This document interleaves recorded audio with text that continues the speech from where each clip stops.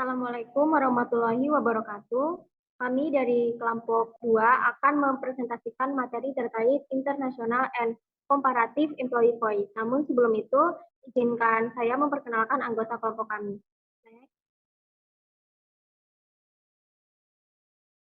Yang pertama, ada saya sendiri, Nixi Ayu Octavia Agnes dengan ujung NPM 013, ada Dwi Penny dengan ujung NPM 024, Diki Ferlian Utama, ujung NPM 044, Yolanda Aisyah, ujung NPM 048, Nabila Absarina, ujung NPM 077, Nanda Festinaliu, ujung NPM 101, Cindy Oktaviani, ujung NPM 104, Nadira Tri Amalia, ujung NPM 112, Anggra Wahyuni, ujung NPM 114, dan Diki Harisno dengan ujung NPM 115. Adapun tujuan pembelajaran dari materi yang akan kelompok kami presentasikan, yang pertama untuk mempertimbangkan konsep suara karyawan dan berbagai bentuknya, lalu yang kedua memeriksa peraturan dan praktek suara karyawan di tingkat daerah di Uni Eropa, yang ketiga jelajahi pola praktik suara karyawan di industri maju dan negara berkembang, dan yang terakhir mempertimbangkan dampak globalisasi dan perusahaan multinasional terhadap suara karyawan sistem dan praktik. Untuk materi pertama saya serahkan kepada presentator. Baik, terima kasih moderator. Materi yang pertama akan disampaikan oleh saya. Kita akan memulai materi ini dengan perkenalan. Intensifikasi persaingan dalam lingkungan bisnis selama beberapa dekade terakhir akibat globalisasi dan proses terkait telah mendorong para manajer di seluruh dunia untuk menguji cara-cara meningkatkan produktivitas dan kinerja perusahaan. Strategi umum yang diadopsi dalam hal ini adalah pengenalan berbagai kebijakan dan praktik suara karyawan. Konsekuensinya, manajemen suara karyawan telah menjadi perhatian umum bagi organisasi pada umumnya, dan oleh karena itu, sangat penting bagi manajer perusahaan multinasional untuk mempertimbangkan dan menerapkan kebijakan dan praktik di bidang ini dengan hati-hati. Misalnya skema saran, lingkaran kualitas, atau sistem kerja tim yang ditunjukkan untuk meningkatkan komitmen karyawan dan masukan ke dalam pengambilan keputusan mengenai pekerjaan mereka dan isu-isu yang terkait dengan pekerjaan mereka. Mempengaruhi mereka di tempat kerja, alasannya karena penggunaan praktik-praktik ini ada dua. Pertama, karyawan memiliki pengetahuan dan keahlian yang sangat mendalam mengenai apa yang berhasil dan apa yang tidak berhasil dalam organisasi mereka. Dan melibatkan mereka dalam pengambilan keputusan berarti hal ini dapat dimanfaatkan dan dimanfaatkan, sehingga meningkatkan kinerja bisnis. Kedua, menginformasikan, konsultasi, dan mendapatkan masukan dari karyawan terlibat untuk meningkatkan komitmen mereka dan buy-in, yang sekali lagi dapat mendukung peningkatan produktivitas atau peningkatan kinerja, menurut Hyman dan Mason pada tahun 1995, Marchington dan Wilson pada tahun 2005. Merancang dan menerapkan kebijakan suara karyawan bukanlah latihan langsung bagi manajer perusahaan multinasional, karena ada banyak keragaman dalam pendekatannya di seluruh dunia. Sekian presentasi dari saya kembalikan kepada moderator. Baik, terima kasih Anggra Wahyuni. Untuk materi selanjutnya saya serahkan kepada presentator berikutnya. Baiklah, untuk materi yang selanjutnya yaitu mengenai suara karyawan, partisipasi karyawan, dan keterlibatan karyawan. Nah, sebelum kita masuk lebih lanjut mengenai materi tersebut, akan lebih baik jika kita mengetahui apa pengertian dari masing-masing ketiga hal tersebut. Yang pertama yaitu suara karyawan. Suara karyawan itu adalah konsep umum dan menyeluruh di mana mengacu pada berbagai cara di mana karyawan itu mengambil bagian dalam pengambilan keputusan di sebuah organisasi dan juga tingkat pengaruh yang mereka miliki terhadap hal yang sama. Nah, fokus utamanya adalah pada jenis input apa yang dimiliki pekerja atau karyawan dalam pengambilan keputusan di organisasi tersebut. Nah, bagaimana hal ini diwujudkan dan seberapa kuat hal tersebut. Lalu, ada partisipasi karyawan dan juga keterlibatan karyawan. Nah, istilah ini itu telah dikembangkan untuk mengidentifikasi atau membedakan berbagai jenis kebijakan dan praktik suara karyawan. Nah, Rollison sendiri itu mendefinisikan partisipasi karyawan sebagai pembagian kekuasaan antara karyawan atau perwakilan mereka dan juga manajemen dalam pengambilan keputusan bersama. Nah, sebaliknya, keterlibatan karyawan itu didefinisikan sebagai meminta pandangan, pendapat, dan juga ide karyawan untuk memanfaatkan bakat dan juga kerjasama antar karyawan, tetapi tanpa pembagian kekuasaan dalam hasil pengambilan keputusan akhirnya. Nah, definisi ini menggambarkan bahwa tujuan atau fokus praktik keterlibatan dan partisipasi karyawan itu agak berbeda. Tujuan utama dari struktur dan praktik partisipasi karyawan itu seperti perundingan bersama melalui serikat pekerja atau dewan kerja adalah untuk memberikan wewenang dan wewenang pengambilan keputusan kepada karyawannya. Nah, oleh karena itu proses-proses ini itu membatasi kebebasan manajemen untuk membuat keputusan. Sebaliknya, tujuan utama dari kebijakan keterlibatan karyawan seperti skema saran atau lingkaran kualitas itu cenderung untuk meningkatkan kinerja organisasinya dengan memanfaatkan ide atau kreativitas para karyawannya serta mendapatkan komitmen dan antusiasme dari para karyawan. Nah, di sini otoritas pengambilan keputusan manajemen itu tetap tidak terpengaruh. Mereka tetap menjadi pembuat keputusan akhirnya. Nah, perbedaan-perbedaan dalam fokus atau tujuan esensial ini berhubungan dan mengarah pada perbedaan dalam isi praktik dan proses keterlibatan dan partisipasi karyawan. Nah, praktik partisipasi karyawan itu cenderung berpusat pada tugas dan kinerja. Sementara praktik dari yang tadi itu dari keterlibatan karyawan, sementara dari partisipasi karyawan itu biasanya berkaitan dengan masalah organisasi seperti tingkat upah, jam kerja, atau peningkatan paket redundansi. Baiklah, untuk materi selanjutnya akan disampaikan oleh presentator selanjutnya.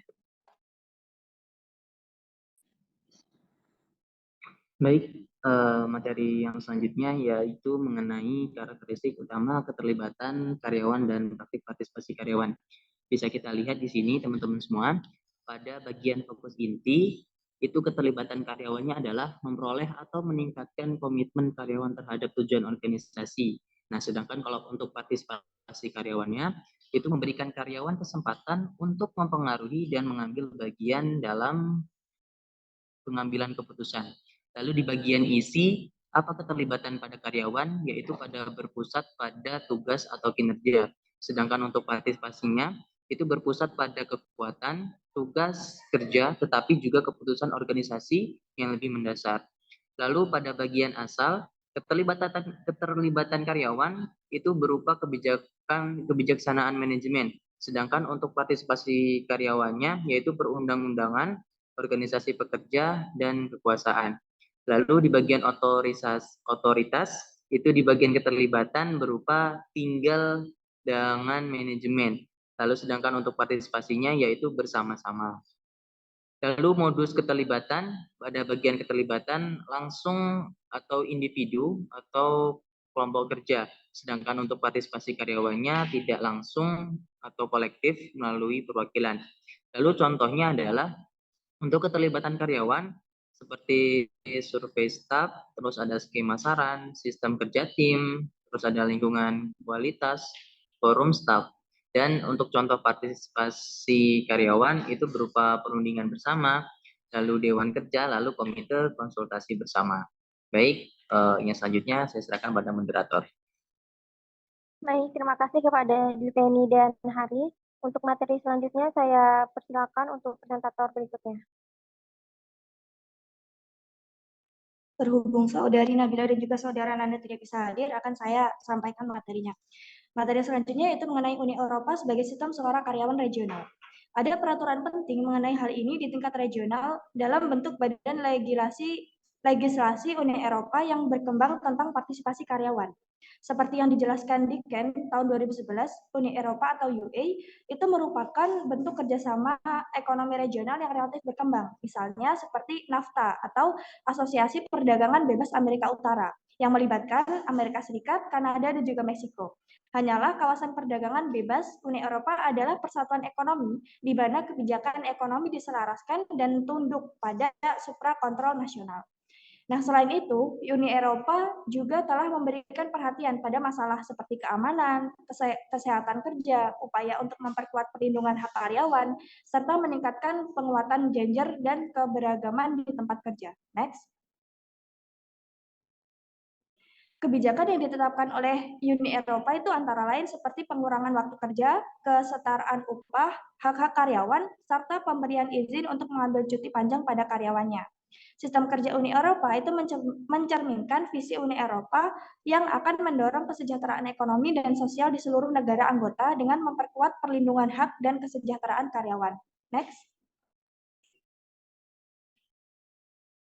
Untuk materi selanjutnya, saya kembalikan ke moderator.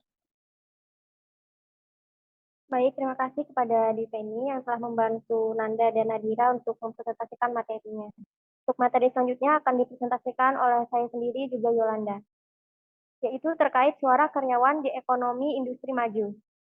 Jadi dalam ekonomi industri maju ini adalah kemungkinan untuk membedakan antara negara-negara yang memiliki sistem suara karyawan yang dominan, sukarela, dan negara-negara dengan sistem yang dominan wajib.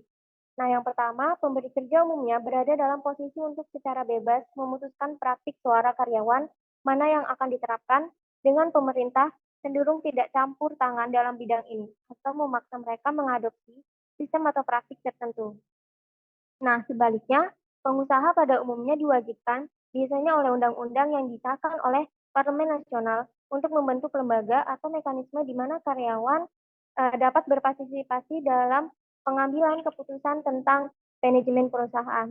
Nah, suara karyawan di ekonomi industri maju ini ada beberapa poin. Yang pertama ada poin sistem sukarela. Nah, pada sistem sukarela ini, negara-negara yang sistem hukumnya didasarkan pada prinsip-prinsip common law, Inggris, dan yang kebijakan ekonominya cenderung mendukung operasi bebas kekuatan pasar adalah negara-negara yang memiliki sistem suara karyawan sukarela. Nah, di mana suara karyawan dilakukan di negara-negara sistem sukarela itu cenderung dalam bentuk keterlibatan karyawan sebagai lawan dari praktik partisipasi karyawan yang mana manajemen ini bersedia dan bersemangat untuk melibatkan karyawan dalam pengambilan keputusan dan meningkatkan kinerja juga komitmen mereka terhadap organisasi, tetapi enggan menyerahkan kendali atas pengambilan keputusan kepada karyawan dan perwakilan mereka. Lalu poin selanjutnya adalah sistem wajib, di mana sejumlah negara ini pelaksanaan suara karyawannya sebagian besar ditentukan oleh hak prerogatif manajemen di negara-negara industri maju lainnya. Nah, manajemen berkewajiban untuk mengizinkan suara karyawan diungkapkan dan dilaksanakan. Negara-negara dengan sistem suara karyawan wajib seperti ini cenderung memiliki sejarah panjang dalam mempromosikan partisipasi karyawan dalam pengambilan keputusan organisasi. Nah, seringkali beroperasi berdampingan tetapi terpisah dari perundingan bersama antara serikat pekerja dan manajemen mengenai syarat dan ketentuan kerja. Untuk poin selanjutnya akan dipresentasikan oleh Yolanda. Pada Yolanda, saya persilakan. Baiklah, selanjutnya yaitu ada dampak globalisasi dan tren ekonomi lainnya pada sistem wajib suara karyawan. Yang pertama yaitu ada tren kehadiran dan pengaruh Dewan Pekerja Jerman. Di satu sisi, beberapa bukti survei menunjukkan bagaimana tren dan perkembangan ekonomi mengarah pada penurunan proporsi perusahaan sektor swasta dan karyawan yang dicakup oleh Dewan Kerja. Alasan penting penurunan jumlah perusahaan dan karyawan Jerman yang dipengaruhi oleh Dewan Pekerja termasuk semakin pentingnya perusahaan kecil dalam ekonomi Jerman juga peningkatan substansial dalam total lapangan kerja di sektor jasa swasta selama beberapa tahun terakhir. Meningkatkan persaingan yang dihadapi oleh bisnis Jerman sebagai konsekuensi dari globalisasi juga menantang kekuasaan dan otoritas Dewan Pekerja. Seperti di negara lain, manajer di perusahaan Jerman berada di bawah tekanan kuat untuk mengurangi biaya dan meningkatkan produktivitas. Dan tekanan serta dinamika ini telah menyebabkan konflik dan ketidaksepakatan yang meluas dengan Dewan Pekerja mengenai isu-isu seperti relokasi, outsourcing, tingkat pekerjaan, dan pengaturan kerja. Next slide. Yang kedua yaitu dampak kebijakan MNC pada sistem suara karyawan wajib. Ada bukti yang terbatas dan hak beragam tentang kebijakan dalam perusahaan multinasional di negara-negara dengan sistem suara karyawan wajib. Bukti survei terbatasnya ada cukup banyak pemeriksaan berbasis studi kasus tentang praktek MNC dalam sistem wajib. Menurut Royle, pada tahun 2002 meneliti kebijakan representasi karyawan dari raksasa makanan cepat saji Amerika, McDonald's, di 4 negara Eropa. Dia menemukan bahwa McDonald tidak mematuhi aturan wajib tentang partisipasi karyawan di Jerman, Prancis, dan Spanyol. Manajemen di perusahaan dengan sengaja menetapkan untuk mencegah pembentukan struktur dan institusi partisipasi karyawan, dan sebagian besar berhasil dalam strategi ini. Next slide. Nah, baiklah, sekian dari saya kembalikan kepada moderator. Baik, terima kasih kepada Yolanda. Untuk materi selanjutnya saya persilakan kepada presentator. Materi selanjutnya itu tentang mengelola suara karyawan dalam ekonomi industrialisasi atau berkembang. Karena jumlah negara berkembang atau industrialisasi yang sangat besar dan perbedaan yang juga besar di antara mereka, ada juga dengan kondisi budaya instruktif. Melakukan analisis komprehensif tentang praktik suara karyawan di seluruh negara ini berbeda di luar cakupan. Negara-negara berkembang biasanya dicirikan oleh ketidakseimbangan kekuatan yang besar antara pemberi kerja dan pekerja, serta tingkat suara pekerja yang rendah menurut Jackson pada tahun 2002 dan Wood 2010. Seperti rekan mereka yang maju, beberapa negara berkembang ini memiliki sistem suara yang wajib berdasarkan undang-undang pemerintah. Kemudian ada ciri umum dari banyaknya negara berkembang atau industri, termasuk transisi dari sistem ekonomi tertutup ke terbuka yang sangat didasarkan pada perdagangan dengan negara di wilayah lain. Dan terkait dengan ini, keinginan untuk menarik investasi asing langsung ke dalam oleh perusahaan multinasional. Next slide. Kemudian ada contoh suara karyawan di Tiongkok. Manajer MNC di Cina dihadapkan pada lingkungan kerja yang kompleks. Hal ini karena orientasi dan preferensi manajer dan pekerja Cina mengenai pelaksanaan suara karyawan dibentuk oleh berbagai pengaruh budaya, sosial, dan kelembagaan. Kemudian sistem filosofis kuno, Konfusianisme membentuk batu fondasi utama di antara masyarakat Tiongkok kontemporer dibangun. Konfusianisme didasarkan pada sejumlah prinsip dasar termasuk hierarki dan harmoni, orientasi kelompok, sentralitas jaringan, dan hubungan dekat, dan pelestarian dan promosi reputasi atau wajah. Prinsip-prinsip Konfusianisme menentukan bahwa karyawan menghormati posisi dan otoritas manajer, sedangkan yang terakhir harus memperlakukan bawahannya dengan cara yang manusiawi dan penuh perhatian.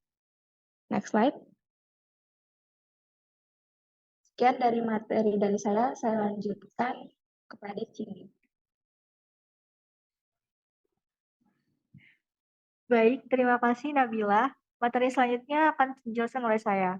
Jadi meskipun dianggap penting bagi pekerja dalam sistem sosial dan politik China, pendekatan komunis terhadap manajemen ekonomi telah memberikan dukungan yang terbatas bagi suara pekerja dalam pengambilan keputusan. Ini dicetuskan oleh Taylor pada tahun 2003.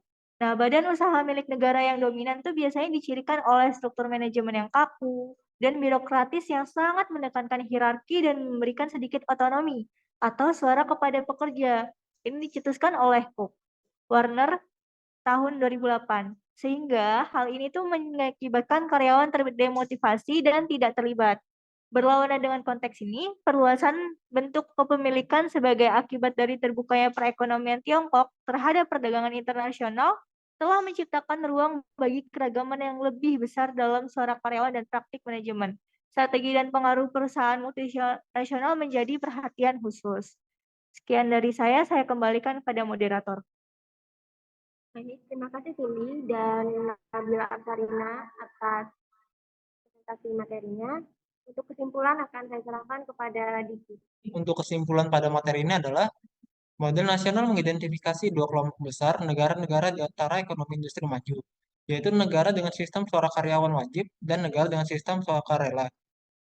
Dengan negara dengan sistem suara karyawan wajib mengembangkan aturan dan peraturan yang mengikat tentang partisipasi karyawan untuk diikuti oleh pemberi kerja.